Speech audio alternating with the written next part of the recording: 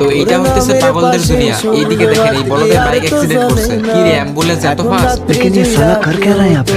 দেখছেন কাহিনী, রোগী কইরা আছে সাইডে আর বলদ দুইটা বাইক নিয়ে যাইতেছে হসপিটালে। इसकी माँ का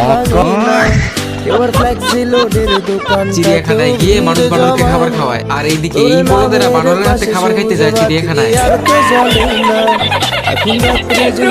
এই যে দেখেন মানুষ হাইটা হাইটা চলাচল করতেছে, আর এদিকে পুকুরের মাছে কাজ চালাইতেছে।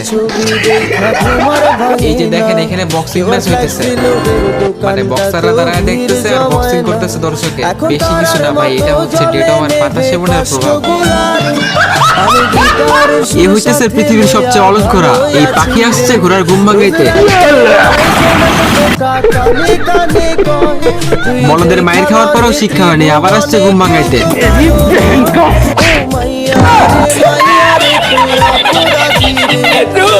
যাই হোক।